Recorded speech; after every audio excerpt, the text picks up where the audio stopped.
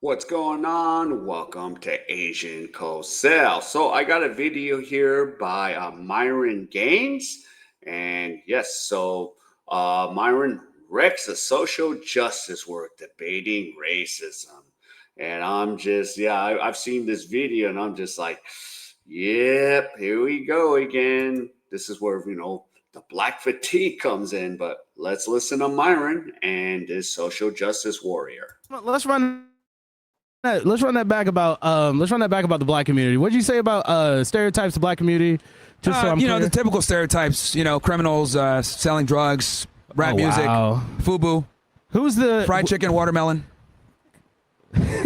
That's funny. Well, you said the stereotypes. Yeah, that's so funny. That's so funny. All right, so we want to talk about drug dealing. I think we kind of mentioned it a little bit earlier. Who flooded black neighborhoods with drugs?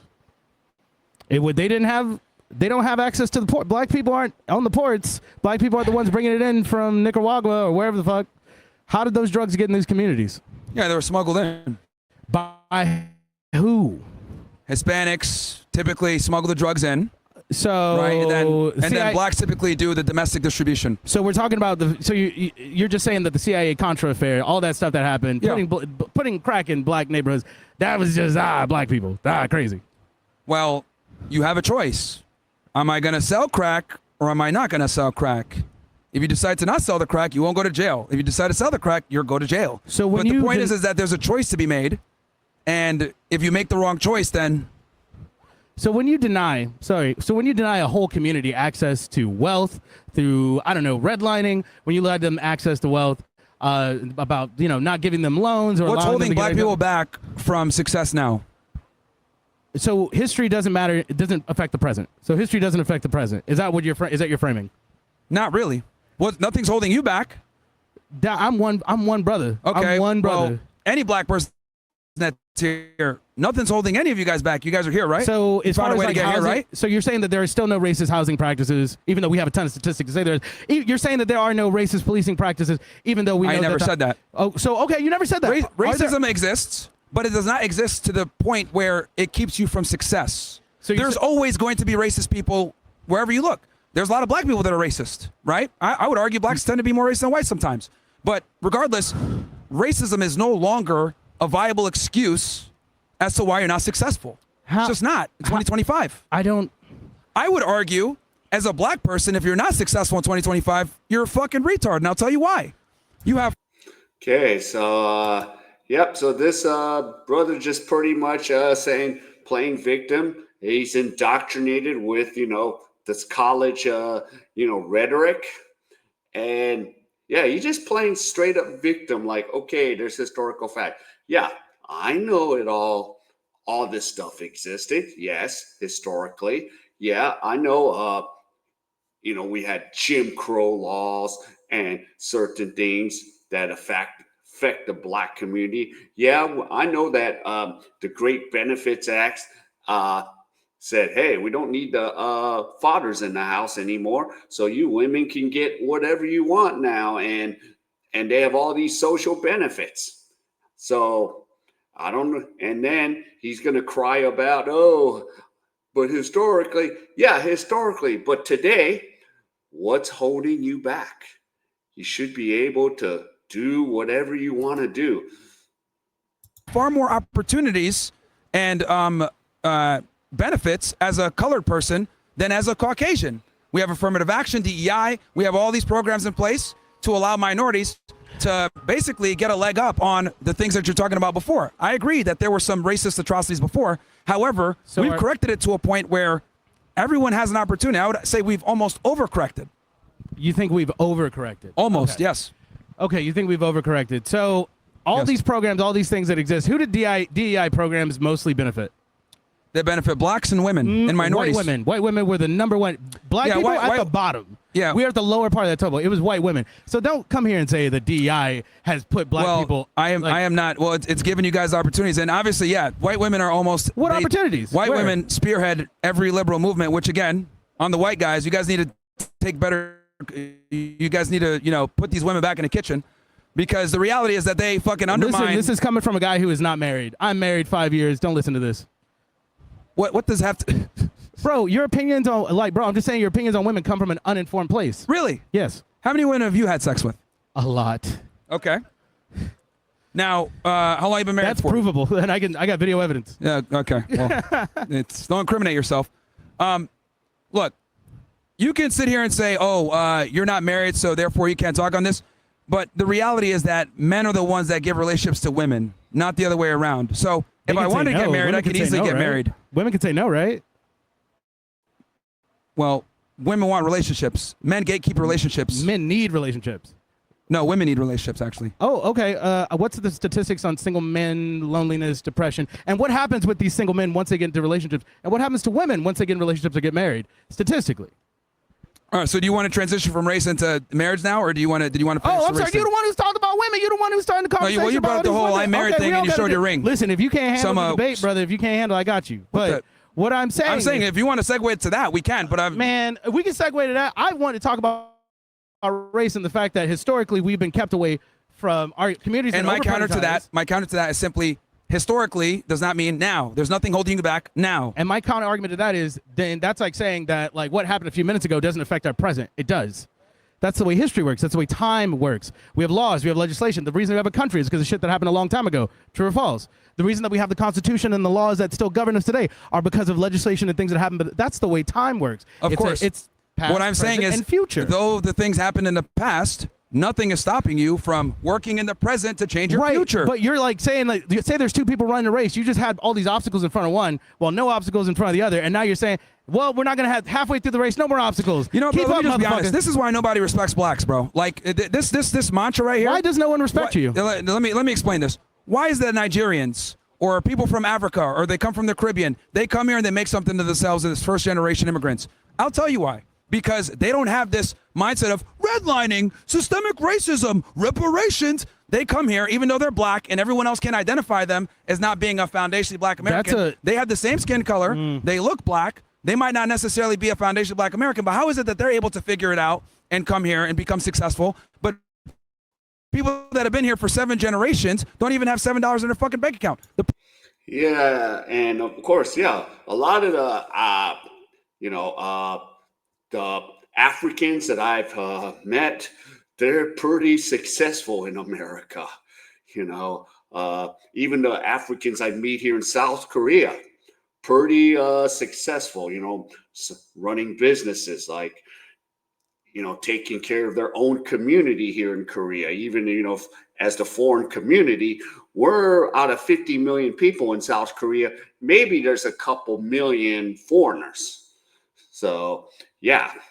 And this dude's playing victim. And, yeah. And a lot of the others, like, nope, we just got to do what we got to do. Problem is that blacks make too many goddamn excuses for why they're failures. Oh, my God. And this is the issue. Too many excuses. Oh, my God. Too many fucking complaints. Too much crying. It's like... They're not. I mean, this is stuff that actually happened when we did build economic systems, when we did build communities where we had money. When we did build those things, they were what? Destroyed systematically, either by racist organizations or by legislation.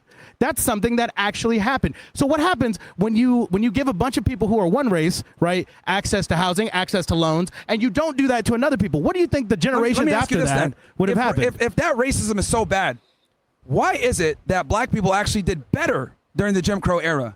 They had their own businesses. They were making more money. I'll tell you why, because the nuclear family. So when black people were the most oppressed and had the least rights and the least civil liberties, they actually did better than they do now. So again, Reconstruction. You're talking about nothing can keep you back from success besides yourself. So you're talking about Reconstruction, right? What happened to all those successful businesses and things that were around during Jim Crow? They were destroyed, bro. They were destroyed, and who destroyed cousin. Our government or white racists, but that happened. You can't even lie to that. That's history, brother. That's history. Again, choice and accountability. The 90s choice and accountability. That was a little bit ago.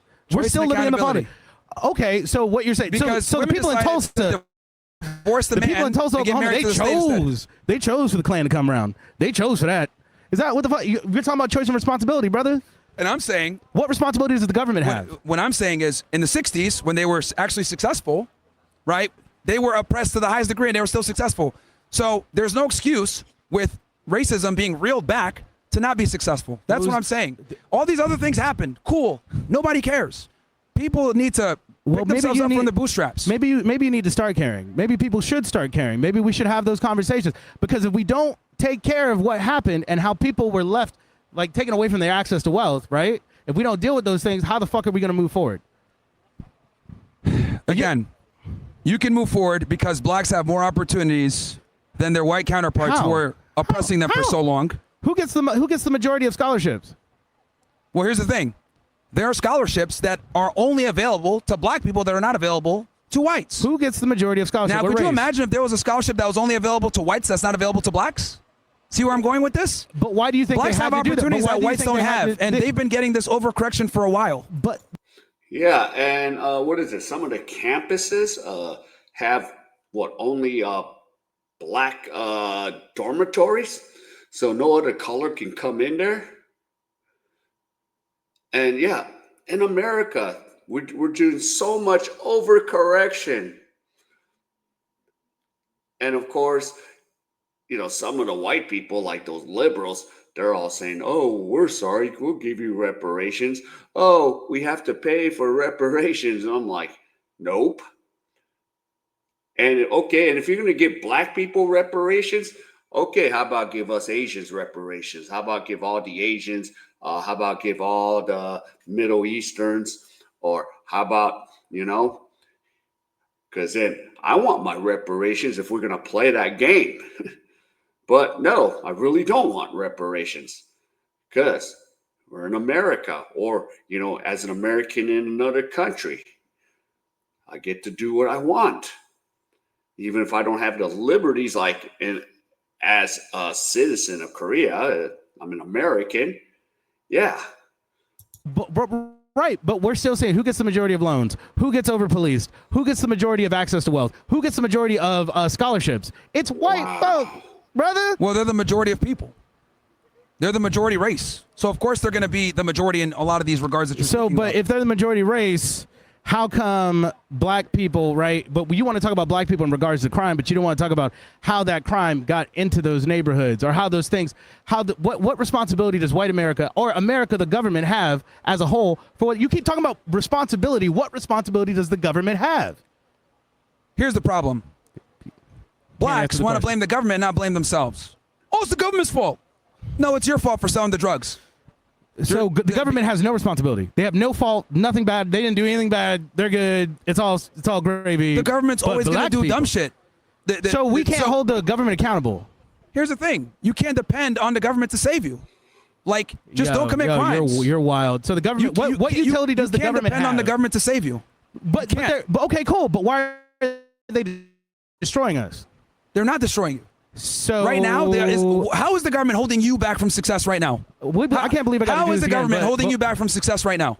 I don't care about the 80s with the crack. No, okay, we'll talk about right now. What race of people are the highest exonerated? What race of people are the highest of wrongful convictions? What race of people are statistically over-policed? Go on. Well, who commits a disproportionate amount of violent crime in America? So yeah, wait, I have a question. If wrongful convictions majority of wrongful convictions are black people, and the majority of wrongful arrests, which is provable statistically, are black people, then could you assert from these statistics and look at the one where you're saying that they're committing more violent crime, right? When you're saying that one, then what does that tell you? Their communities are over policed. This is a minority of cases, but the majority is they're fucking guilty. The majority of black people are not. No. I said the majority of these people that get arrested. The majority of these people that get arrested are guilty. A white criminal offended and a black criminal offended who have the same criminal record go before a judge. Do black people disproportionately get higher sentences? Because they commit a disproportionate amount of crime. No. Violent crime is drug trafficking. You're not. Violent crime is drug trafficking. So you're saying that, like, I see a black guy, a white guy, they did the same crime, but because your community historically. Wow, you want to bring that up historically? Well, that could be access to lawyers. That's going to be a big one. And so, what happens when what community has the least access to wealth? It's black people. And whose fault is that? black people. If we're constantly, bro, you just admitted. This is why nobody fucking takes black people serious, man. Like, this is crazy. Like, I'm gonna let him go next because you have so much circular logic. Over policing. This was a fantastic opportunity to make myself dumber. Thank you. Dude, this is literally why everyone laughs at fucking blacks. Like, I don't know if you saw a bunch of niggas in the back are laughing at you. Like, all you got is excuses and complaints as to why you're a fucking failure. Like, bruh, like, this shit is crazy. You know? Like, it's just absolutely nuts. It's like, how is it that people come here from Africa, don't speak the language, and figure it out and become successful? Meanwhile, we got these guys coming around, oh, more racism. It's fucking clown world, bro. It's clown world. And this is why people laugh at the black community, because all they do is victim, victim, victim, victim, victim, victim. Yep, and that was one crazy debate. And yeah, he's just playing the victim. Okay, historically. Okay, yeah, all that happened. Or historically, since I'm Korean American, oh, yeah, Koreans were not allowed to come and do this. But today, nothing's holding us back. Nothing's holding the communities back now. You got all the opportunity now, especially because I have that blue passport. And even if I'm overseas, I have the opportunities regardless. So, yeah. The brother's just playing victim. And they want to sit there and spit all those historical facts. And, of course, we could go into the part like, Tatum even brought up like the first slave owner was black. So, yeah, it's crazy. All right, so if any of you enjoyed any of this content, please give me the HKO special, help the king out. Hit the like, subscribe, and comment, and wherever you are, stay safe, and I'll see you in my next video.